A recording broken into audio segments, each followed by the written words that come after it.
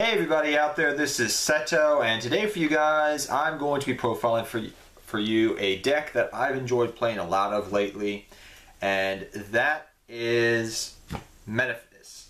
So Metaphys is a fun deck that came out not too long ago, actually, in the recent set we had in Circuit Break.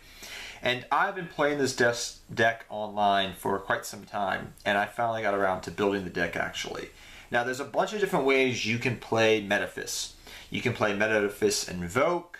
You can play Metaphys in different ways with a banish strategy, which I'm playing right now. There's multiple different ways you can play Metaphys. But without further ado, let us get into the deck profile of the deck. So we have what I consider personally the heart and soul of the deck, which is Metaphys Ragnarok, which I love the artwork. So this card really is your engine starter. It helps get your engine going. You can banish the top 3 cards of your deck, and if you banish off your Metaphys monsters, you get their effects off and trigger them. Also, if you inflict battle damage with him, you get to special summon one out from their deck, and then they can get their effects of destroying all special summon monsters, double attacking twice, or destroying back row, which is really nice. So he is your heart and soul of the deck. Next you have 3 Metaphys Metaphys. I never could pronounce it right.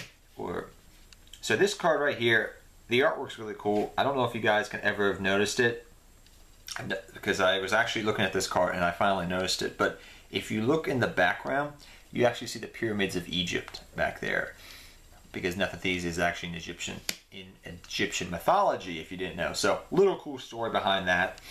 But this one helps you pretty much destroy back row mainly, but it's very good overall.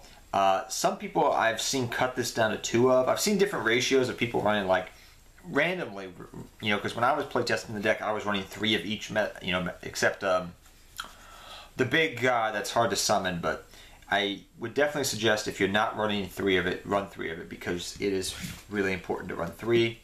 And if it's dead, you can, pitch it off the spell card. Next you have 3 Daedalus. Daedalus is, honestly, I feel it's underrated. Now granted, it destroys all special summon monsters. Okay, that's a downside. But believe me, if you're in a situation where your opponents spam the board and most of their monsters are special summoned, to get a Daedalus and destroy all those monsters, it can be pretty good. It can be very helpful, and it can win you some duels and help you with some comebacks, I've found. So definitely 3 Daedalus. I wish it was a holo because the artwork looks amazing, but 3 Daedalus.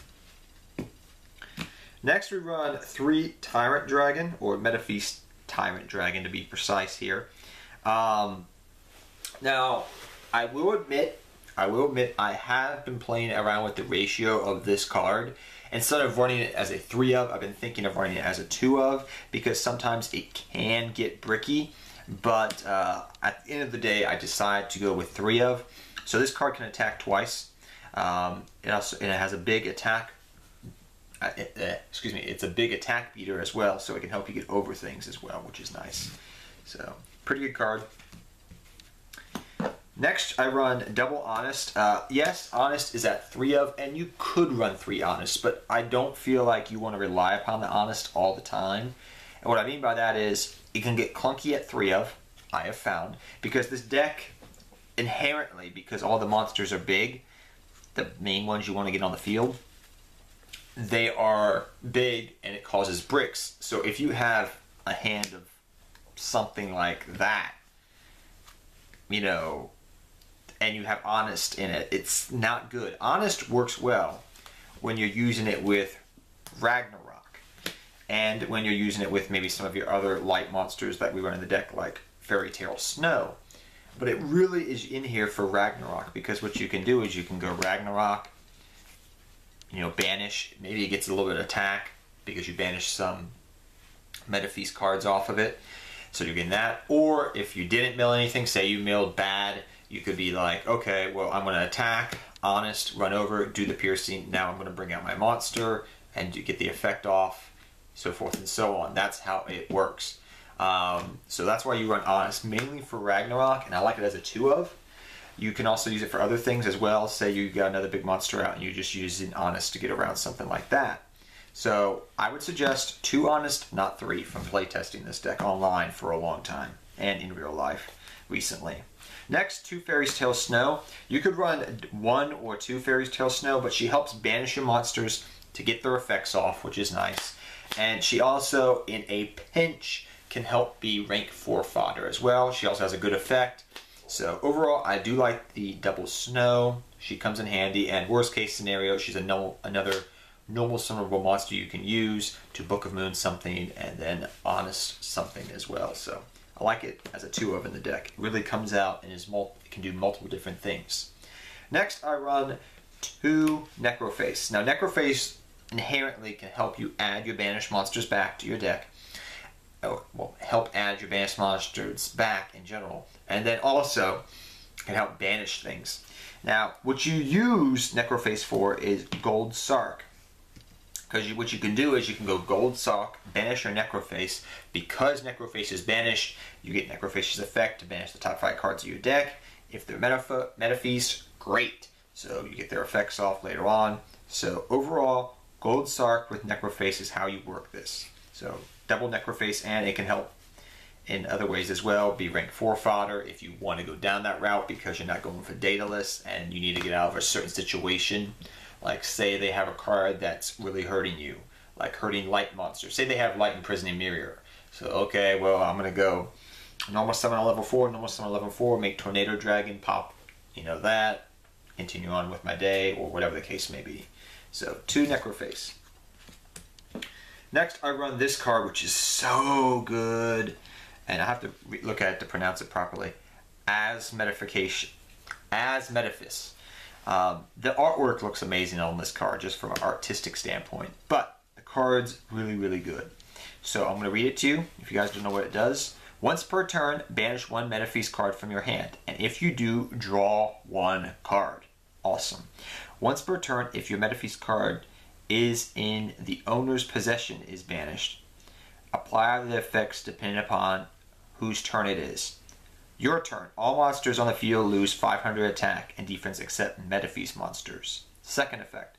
Opponent's turn. Change the battle position of all monsters or on the field except Metaphys monsters. So, good effect, and also mainly it helps you get these big dead Metaphys monsters out of your hand if you open up with a clunky hand, because you can just pitch, draw, banish it, draw, get their effects off, draw deeper into your deck overall. So very, very good card. You run this as a 3-up. It is a staple. Next, I run something that some people run and other people don't run, but overall I have found I like it. That is 2 of the field spell, Metaphys Factor, or how do you pronounce that correctly? Yeah, Factor. And 1 Terraforming. So if you don't know what Metaphys Factor does, it does help out with the strategy of the deck to some degree. Each turn, 1 level 5 or higher Metaphys monster you normal summon. Each turn, 1 level 5 or higher Metaphys monster you normal summon can be special summoned without tributing. Cool. But banish it during the end phase. That's fine. Of the next turn. Your opponent can't activate cards or effects in response to your Metaphys monster's effects activations. That really means a lot.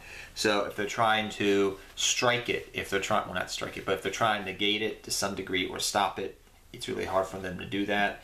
You could play around with it. You can easily search this out in the deck, which is true, but I really, really like it as the double field spell and the terraforming. The terraforming helps thin the deck out, So that's my ratio for that. You don't have to run that. You could run other things. Sometimes I find myself taking the field spell out to side in things, which I'll talk about later, like Ghost Cherries, which I'll talk about the reason why I run this in the deck later on, but you can take that out sometimes in certain matchups. Or you can keep it in. 3 Gold Sark. Amazing, amazing card. You run 3 of this card in this deck. Because you get the effects off your monsters. 1 Twin Twister. You can run multiple, but I like the 1 right now in the deck. Because you have other ways of destroying back row, but just in case, you have the 1 twin. Upstart Goblin, you're 1 of. Deep Fissure, amazing card, and your Regeki to clear the board. So, amazing things. Clear your board, draw power, banish power.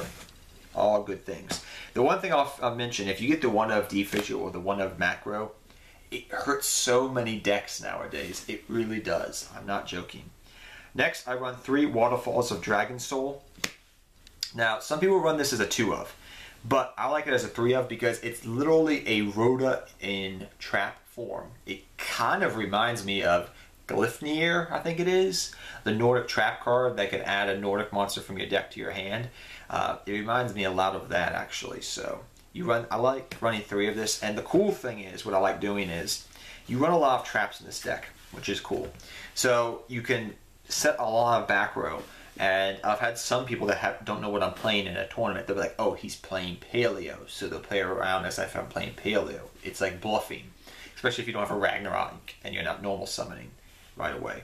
But also what it can do sometimes is, if they have Twin Twisters or Cosmic Cyclones, they don't know what to hit right away.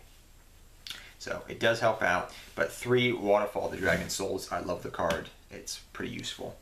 Next, I run a card that I'm kind of wishy-washy on, but at the end of the day, I decided to run it. Is 2 Metaphys Dimension.